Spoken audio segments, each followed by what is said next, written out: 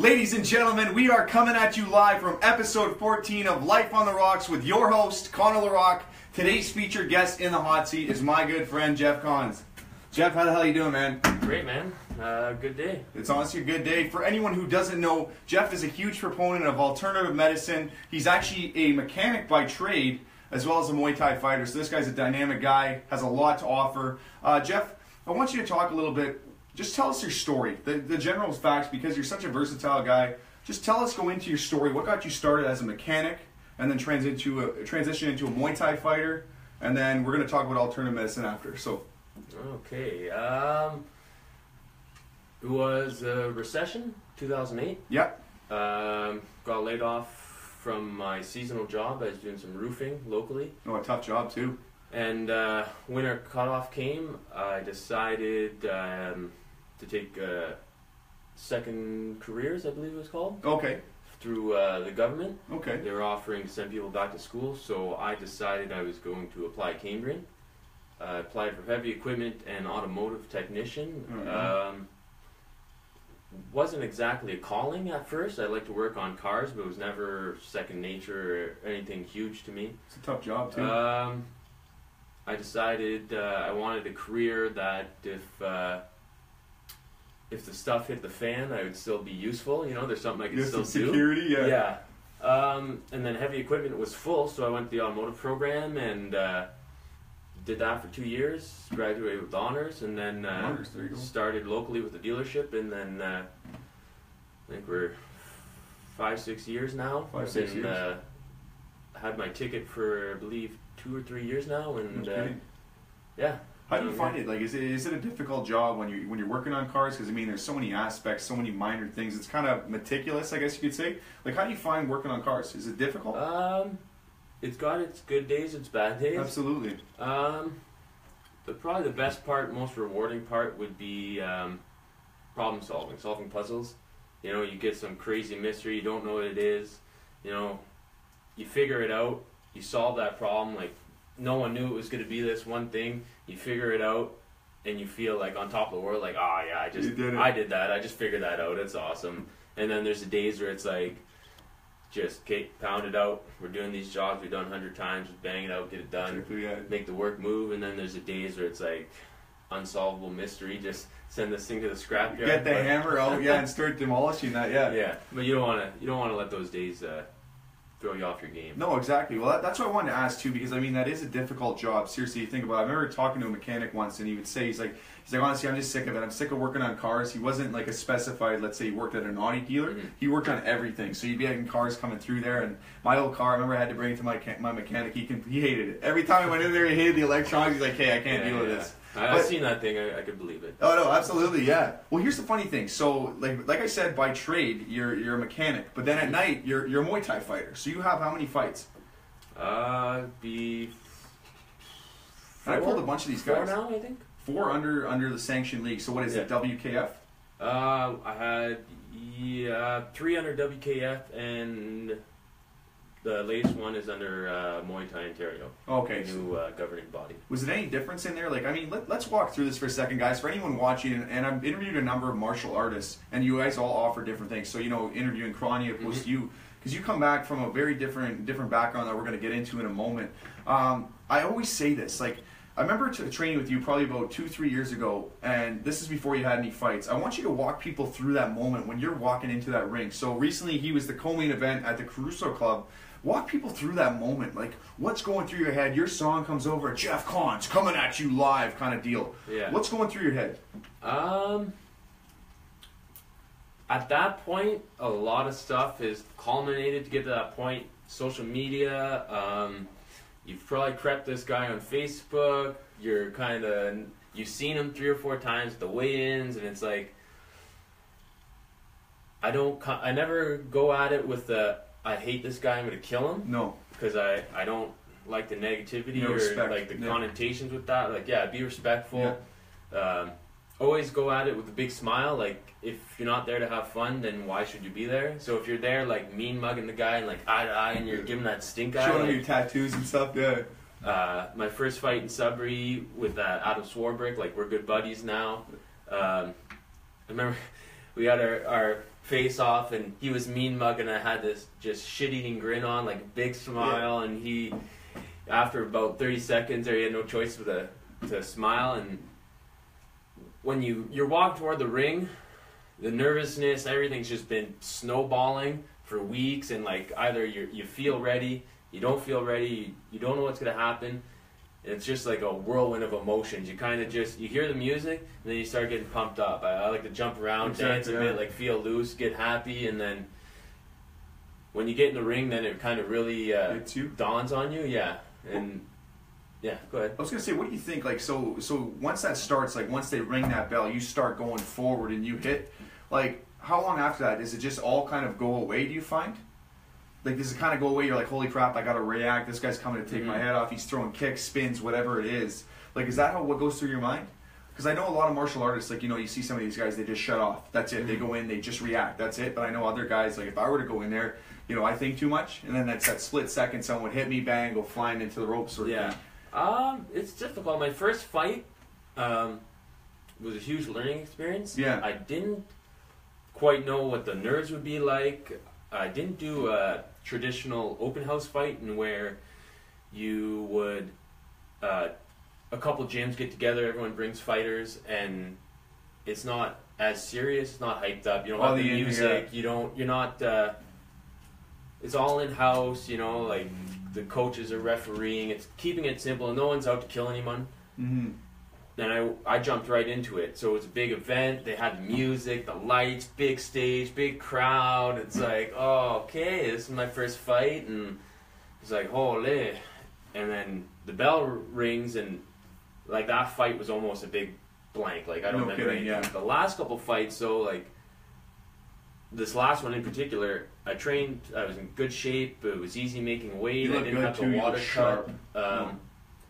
I felt a little sluggish and slower when it came to my legs and kicks and stuff like that, but the brain was firing. I was present the whole time, like I was able to think and react.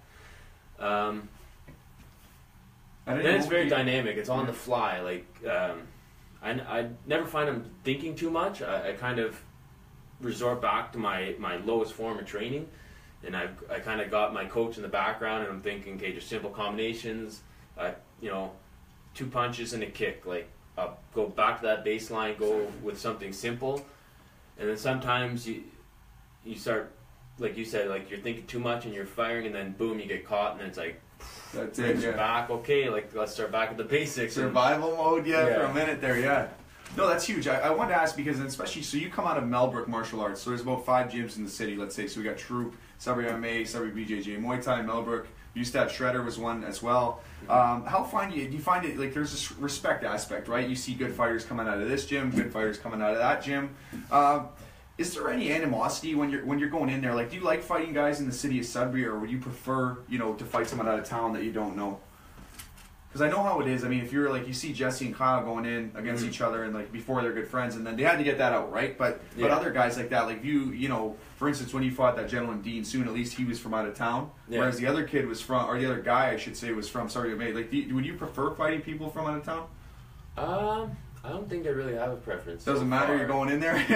You gotta fight regardless, because at any moment, like they could sub out a fighter, right? Like that guy could be sick or not make weight, and that's a possibility. Because it's so local to the north, it's funny because the last couple fights in Sudbury, you've got family and friends for both fighters, so that's kind of interesting there. Like you hear people calling out the other guy's name, and like I see my family back there, and they're calling out my name. It's kind of like, are they gonna fight? Like, are they scrapping outside? Like I don't know. Style, no, but there's no preference. Like a fight's a fight. Like you get in there, and honestly, it's regardless when you're done, you're gonna shake hands. I find I'm this way.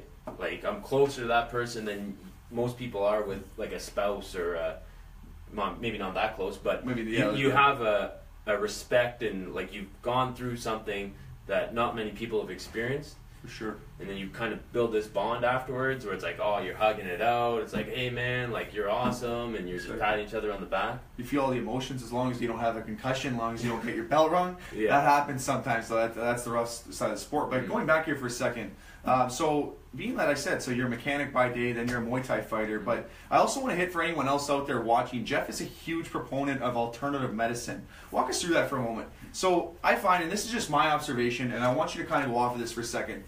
And I mean, I'm not one to talk about this, but you think about it for a second. You go into a doctor's office, and let's say you might be getting diagnosed with cancer or something else like that. The doctor tells you got 3 months to live. Do you think that's going to motivate you, or do you think that's going to give you a feeling they're going to suck the life right out of you? Like, holy crap, I got 3 months to live. That's it. You know, it kind of sucks the life out of you. So I see that with you. You saying you're an alternative. You know, you don't want to go to the doctor sort of thing. You want to try to do everything in your power. You know, not to see the doctor. Talk about that. Why do you do that, or why do you promote that more? So you don't want to go to the doctor. You like the alternative side. Mm-hmm. Why is that? It built up over the years, definitely. I am a cancer survivor, so I had pediatric cancer at 2 years old. Wow. Treatment was not successful.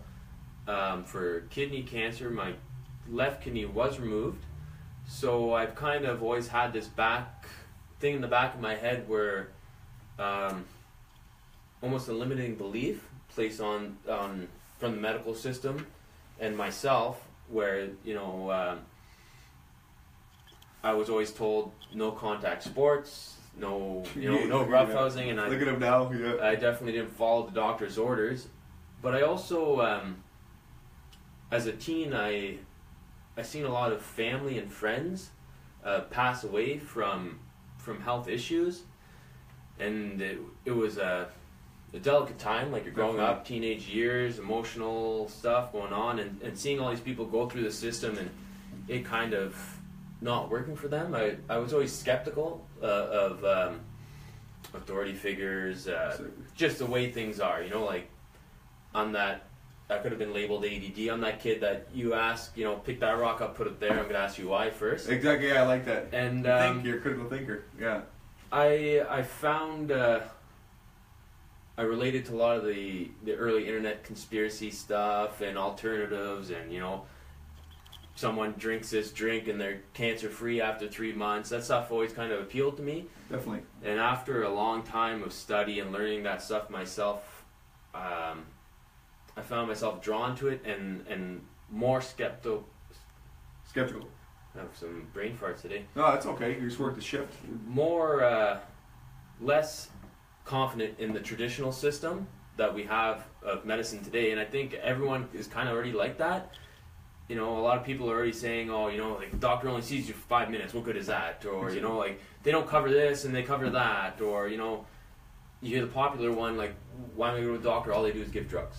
Exactly, and that's a huge problem we're seeing all over the world. Fentanyl, oxys, all these things that are beginning in the mainstream medical system. And it's no fault of doctors or, you know, the low-level people. It's a hierarchy, and it's coming down from the top, and, like, your local doctor can't control it, and a lot of the times people feel disempowered because they don't know these things. So to go to the doctor, like you said, and you've got 3 months to live, some people see that as the gospel, and that 3 months to live is, there's your date. Get ready, prepare your things. Whereas some people, that might be the fire lit under their ass and gets them going. Die. And then some might, you know, be in the middle, and they might not know. They might follow the doctor, and they might search for an alternative on the side, and they're just testing the waters everywhere. So it was kind of seeing the faults in the medical system and going through it myself, my entire childhood. Especially being a cancer survivor. Kind of turned me off of that whole system. No, definitely. And one interesting observation I want to make, especially in regards to that, is, I mean, you know, these doctors go to school for how many years, right? They get it, but they're all people just like you and I. So one doctor is going to have a certain opinion on what to do, and the other one's going to have this. Yeah. So who's to say when you're going to die or what's going to happen? Like, maybe, you know, I'm like you in the similar belief that, you know, if someone was to tell me that's it, I'm going to die, I'm going to go look and do everything within my capacity to find a cure. I'm going to try holistic. I'm going to do everything I can. I'm not going to do just traditional, because that's what we're kind of sold, I guess you could say, in society. And I think that's super important that you mention that, because you see a lot of that nowadays. People just get the life pulled out of them. They're always at the doctor's office. They're always getting new drugs. And I think at that point too, you're in a hypnotic state. You're suggestible at that point. You've Vulnerable, been hit with something.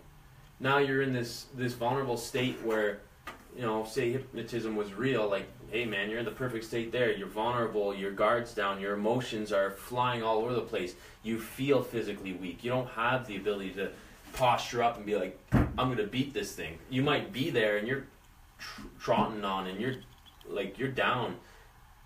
You might have power, energy now to say, I'm going to kick this thing's ass. But by the time you make it there, you might already be like, hey man, okay. What just happened? Yeah, you might not even have the capability or the whereabouts to say, you know, well, what else is there? Like, what else can I do? Exactly. Yeah. And not to poo-poo the medical system. It's there for a reason. It has its strong suits. I wouldn't want to be anywhere else on the planet and get hit by a bus or shot by a bullet. But at the same time, we have terrible chronic disease recovery rates.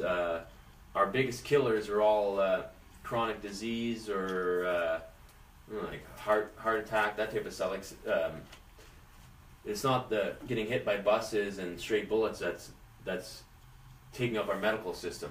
Well, then the fact too that there's a lot of people on pharmaceutical drugs too. They're pumping out those constantly. Like, I've had people tell me, and I don't say this, you know, to the audience to say anything bad, but it's a lot of people are like, well, you got too much energy. You should be taking some, you know, some Vyvanse or some Concerta to focus. And I said, I can focus. It just depends on what it is. So that's the thing that, you know, they make the joke in South Park, the TV show, where, you know, the kid's sitting there and it's like, oh, he's got ADHD, and the kid's bouncing in the chair, and it's like, what's the cure for ADHD? The teacher comes in and hits him. He's like, sit down and read the book, and then he like reads it. You know what I mean?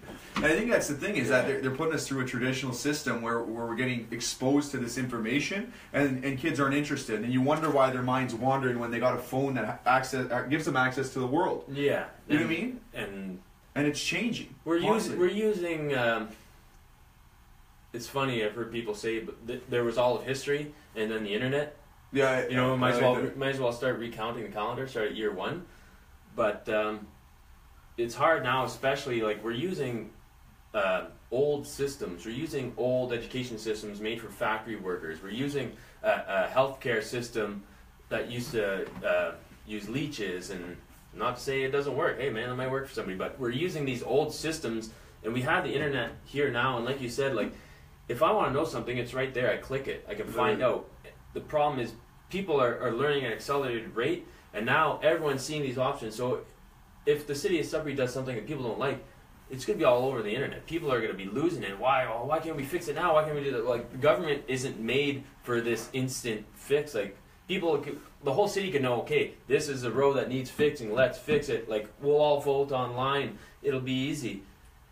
But our infrastructure is not built for that. It wasn't made to go with this internet thing. You know, like, no, exactly. We have a city council. We have, you know, a provincial government. We've got a municipality. We've got all these different things in place for a system where they deliver the messages by horses. Yeah, exactly. Not like city council gets a text message from like 50,000 people, like, this needs to get done now. Exactly. Our system doesn't work like that. We're on a horse and buggy, and you guys are on fiber op. Like, no, exactly. Yeah. And that's, I think, where a lot of the difficulty in the medical system, or in a lot of systems these days, like education, like you said, like getting kids to focus or whichever. Well, that stuff too, and everything's changing. Like, I think, and Gary Vaynerchuk says it the best, is like, you know, nothing's like changed completely. It's just we're more exposed now, so we're exposed to that information. So we see all this stuff coming out at us, and then a lot of the time we don't even know what to believe anymore. Literally, you have so much stuff. It's like, oh, this authority figure saying do this, but then this person's saying this. So at the end of the day, I'm a huge proponent, as are you, and, you know, kind of taking the bull by the horns and saying, this is what I'm going to do. Take all the knowledge in, read it from different angles, understand it. But what schools you really should have been teaching us, which they try to, is critically think and say, this is where you can go. So a lot of the time you see these free thinkers are the ones, oh, they're radicals, they're crazy, they're doing this, yet they change the world in a certain way. Yeah. Because they go opposed to the masses, the crap. So with that being said, with the alternative medicine that you get involved in, like, what are some things you do? Like, I see you constantly on Instagram posting your drinks in the morning. Like, you have these crazy mixing drinks. Like, is that for energy? Is that like your coffee? Like, how like, talk about some of that type of stuff. Just for everyone out there, it's a journey. There's the people who are going to be able to switch overnight. They're going to be able to pick up that new diet, and they'll ride that to the end. They'll have that transformation, boom, click, done. Like, they're on. Then there's the people that are a dip a toe in the water. Like, I'll have my green juice, and then tomorrow's supper will be pizza. Exactly. And I am no consistency. I'm definitely part of that category. A lot of trial and error over the years. A lot of coming into my own, finding what works for me, or finding my preference. So as of lately, I'm kind of going along with the ketogenic kind of intermittent fasting fad, you could call it. More of Tim Ferriss is a huge proponent. Intake of more healthy fats. Okay. And a limit on the amount of time you eat. Okay. And I don't think it's exactly a long lifestyle type of diet that I'm doing now. It's more so leaning out, getting in shape, feeling good, and then picking it from there, like little things, little nuances from there. So now I start my day, I get up, drink a lot of water, which is its own subject in itself. Exactly, we could touch on. I make a nice tea, brew coffee up.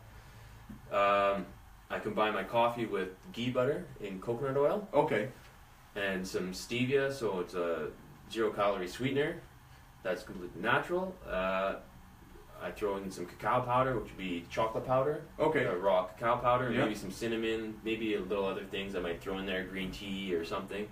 I blend it up about 30 seconds, and then I try to have that last me till maybe noon or 3 o'clock, depending if I bring a lunch to work, and then I try to fast, not having solid food, having that fuel me for the good part of the day, so my body isn't chronically dealing with that burger on top of that salad on top of that, and it's just pushing its way down, and people feel bloated and gross and stuffy. And like my last 2 to 3 fights, all my weight cut has been keeping in mind of hydration. Typical weight cut would involve dehydrating yourself, moving a lot of water out of your body. But since I have one kidney, that would be very taxing, no kidding, and dangerous to do. So my goal is to basically shit everything out. Oh, okay. Get rid of the excess. There you go. Have a lot of liquids where I'm not digesting solid foods, where all the nutrition is quickly uptaken, and I'm not dealing with a lot of waste and not having to package that up and move it out. So my body is having an easier time. It can deal with the disposing of fat and chemicals and healing and stuff like that. Dehydrating yourself, right? Yeah, so That's I don't have to put myself at risk. Definitely. I was going to say off of that, so being that you're heading off the whole alternative medicine side, you also were thinking about turning into a health coach. Like you give a lot of people advice. You've actually given me advice. We were just talking about this before the show. Walk through that for a second. Who are the guys you follow again? Rocques. So the Rocques. Okay, so these are some unconventional type of gentlemen that are health coaches, or there were 3 brothers out of Georgia. They got on the raw food diet type of fad, and like a lot of people, I did that myself personally, doing raw food for a few months. It makes you feel great. No kidding. A lot of cleansing and stuff like that. It's not for some it may be, but for a lot of people, and myself included, it wasn't a sustainable lifestyle. It's great for cleansing and doing a lot of other stuff, and for learning about food prep and food handling and stuff like that. It's great to learn. But they had did this raw food journey for a few years, inspiring a lot of people. They're very gung-ho, ripped, like chiseled bodies. They look great. They look like superheroes, so it's easy to get inspired and look at them. But they slowly transitioned to something I'm practicing a lot now called radical honesty. I could live my life through these taglines that I use day to day to show people what comes up comes out. So, for example, if I was looking at you and I thought, you know what, this pinstripe jacket, I think he's trying too hard. I should express that to him so he can take that advice and better himself. So by us holding things back, even criticism, we're taking away from that other person's opportunity to grow. Okay, yeah. And with relationships and being very authentic and honest, they were preaching a lot of that, and I'd never heard that before. Yeah. So I knew all this food stuff. I like the diet stuff. I've seen it a million times, and you know, all these guys are jacked, they're ripped, they're doing these workouts. Like, that is cool. Yeah. But then they get to this new thing where it's like, I never thought of this before. Speak your like, mind, yeah. Yeah, I'm like, holy man, like, I don't even know if I could do that. Like, yeah. Be radically honest. Like, it's hard. Could you wake up in the morning and tell someone, like, your breath stinks like shit? Like, exactly, yeah. That's like, whoa, like, out of my comfort zone. But how are they supposed to improve themselves if they can't get those criticisms and truths from you? And the further you get into it, the more pervasive you find the lying and the emotional stuff affecting people's health just as much as the nutritional, physical things. No, exactly. So those guys I followed for years and did some one-on-one work with them and networking with a big community around the world, a lot of North America. I've got a lot of friends down south. No kidding. And they've kind of inspired me to take more charge of my life, and subsequently with networking with a lot of these friends down south and stuff like that, I've been inspired to start taking on clients for health coaching. It's huge. Yeah, I found myself a lot of the time giving advice anyway, or people were asking me for advice, so it was almost... It was good to do. It was one of those things, right? It almost fell into my lap. I talked too much. And I hear you on that now. So yeah, like even the way me and Connor met at Muay Thai, I think we'd kind of just hit it off just naturally. We kind of had that energy, and everyone kind of knows I'm wacky and into the health and alternatives. Radical, I like that though. That's And that's what you get. You started talking about, I think, Tony Robbins. Exactly. And then we talked for like an hour after the gym closed. You're sitting on the gym steps, like chit chat. Oh, have you heard this guy? Yeah. Oh, I love this quote, and like back and forth. And I'm always like that, like very serendipitous. People find me, or they like say, oh, so what are you doing? Like, you got any advice? Like, I'm eating a salad and I'm doing this, and it's like, all right, Kayla, let me guide you here. I'm going to tell you to try this, move this. And I'm like, well, where were you born? Like, what did you work? And I found myself doing it anyway. So it was a long time coming. Exactly. I felt like, but I always had the fear of following through with it. No, definitely, yeah. To kind of execute it, right? And that was one thing we had talked about before, where you want to get started, say this is it. And that's the hardest part. It goes into the thing. It's like, well, I'm going to have to get people to pay me for this. And that was something that you said you battled with. You're like, well, why is my advice valid? But then you have all this content, all this stuff backing it. And that's similar to myself even when you get started, because everyone's like, why am I going to listen to this 23-year-old kid? It's like, well, no, I'm hitting the millennial market. I'm focusing on things you can control. I'm not coming in here claiming to be a doctorate. Yeah. Got my PhD in rejection. Everyone knows that. Just kidding. But it's one of those things, right, that people are going to hit you for certain things. But I mean, as long as you come out with sufficient content, I'm not coming here teaching, physics. I'm teaching just basic stuff with the mind, all this other stuff that kind of applies to your life. It works. Talk to people, bring them up. That's my philosophy, right? And to hit on that, not to interrupt you, but not at all. You're bringing your passion. That's it. Bring the energy. Like, just that in itself, even if you're lacking a lot of half the knowledge, just the passion you bring it with is enough to push it forward. Exactly. And that's what I found myself was my passion for health was huge. It's like I go home and I'm watching videos and I'm studying myself and I'm learning about like organic chemistry. It's like I've never cared about this stuff ever before, but then it became such a huge passion. And like people just see me, and it's like emanating, it's glowing off. Yeah, you can feel the energy. Yeah, and like same with you, like we get together there, and it's like motor mouth. We both can't stop, and it's 4 hours sitting down. And then we ask ourselves when we get home, like, what right do I have to be doing this? Like, who said I could do this? Who wants to come to me and seek my guidance? Like, I'm just trying to guide myself. Like, I'm keeping the train on the rails, and it's barely on there. Like, I'm taking this corner at about 20. I could come off at any second. But we're always our toughest critic. So I struggled with this for the last 6 months to a year. Was, I really want to help people. I want to get into coaching. Like, but I don't have a degree. I don't have formal training.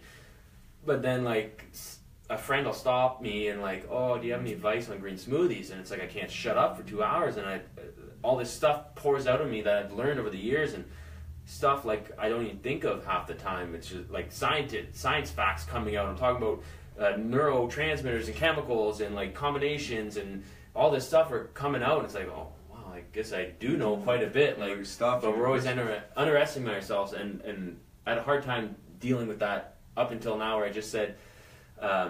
What my friends Rocques told me was what we fear the most is exactly what we should charge into. So I had this huge fear of starting a business or trying to help people, and I finally told myself, like, well, if that's such a huge fear, that's exactly why you should go after it. Exactly. As soon as you fear it, it's that danger, whatever it is, that's like step into your moment, one of those things. I think that's huge too, because like even from when we last talked to where you are now, where you're ready to get into this, you're pretty much going to start a business with helping people, coaching them and stuff like that. If you can leave the audience with anything, so if you're focusing on alternative medicine, you know, the whole health aspect, you're a martial artist, you come from a very different background too, being that you're a mechanic as well. What can you leave somebody with here if you want to leave something important to remember? If you're focusing, especially because you're unconventional, it's important. I like a lot of small, quirky sayings. I find that helps get through to people. So a lot of times when I'm giving advice, they'll get these little tidbits. Like I like to tell people good, better, best. That's one of my big things when I'm trying to help people. You're never gonna, like I said, most people aren't gonna transition the day after and be eating nothing but salads and green smoothies, and then change your entire life the next day. Like quit smoking and now I'm running 12K. Exactly. No, we're gonna do good, better, best. We're gonna find what is just good. So if you're having a pizza, maybe you go to the grocery store and you make it yourself. That's good. Maybe the next step is you've gone to a vegan restaurant or a healthier restaurant and they've got gluten-free crust or whatever. Or say a pita. So instead of that pizza, you went and got a pita. It's got more vegetables. It's got actually some other good stuff in it. That's better. Exactly. And then maybe you go home, you make gluten-free organic crust with organic tomato sauce, organic cheese. You've gone the nines. You pick the greens out of your garden. That's best. So we're just trying to slowly take those baby steps onto good, better, best. So don't be intimidated by the process. Try to just make a better choice, slightly better each time. Exactly, yeah. And then another thing I like to tell people is baby steps. So that's kind of obvious, but let's say, what's your favorite food? Pizza. Pizza. Good. Yeah, I know. Yeah, I know. So say Connor, I would tell him, okay, like, you're going to have your pizza no matter what. You're probably going to fall back to that. If we can maybe find a better version of that, it might just take over. You might have something you make at home and just be like, oh, this is better for me, and it tastes way better than that like place. You might still fall back and like, oh man, times are tough, like I don't have the time, just order a pizza. That's fine. But if we can add things in instead of subtract things, addition over subtraction is another big principle I use. If I tell Connor, no more bottled water, no more pizza, no more late nights, no more working under fluorescent lights, no more EMF, turn your phone off at night. If I start bombarding you with all these things you have to take away, what is left? You have nothing. There's a big vacuum. There's so much junk food and junk information and junk thoughts that can just fill that vacuum. It's no good.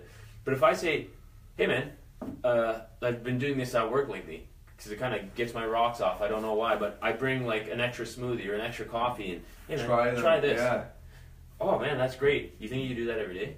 You think you do that once a day or once a week? Do you think you can add this thing in that is better than what you're used to? So if I give you something and you're a big pop guy, you love soda. If I give you something that's better for you and tastes better than the soda and makes you feel good, it might just push that out. Exactly, you might never look at a soda again. That's where I found myself was I was finding these things to add in where they just pushed other things out. It was like, oh, sorry, I don't have time for Joe Louis anymore because like I added these 4 things in and like that doesn't even come in anymore. No, exactly. I think that's super important too. But to close this off, I want you to give everybody your social media out there, just so your Instagram, your Facebook, and then we'll go from there.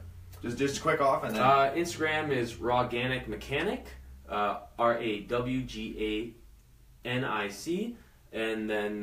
So Facebook Jeff Koncz tagged in. Yeah, Facebook Jeff Koncz or Rawganic Mechanic is my Facebook page. Mainly go out of those two. Those are the two to go? Yeah. Well, honestly, man, I think you're a really versatile individual. You come at it from different angles. Anyone that wants to talk to him, he's doing his coaching side of it here. Shoot him a message, seriously, for other stuff with diets and everything like that. It's been a pleasure, man. Thanks, seriously, brother. It's been good. It's a long interview we got here. Longer than usual. Seriously. Good time.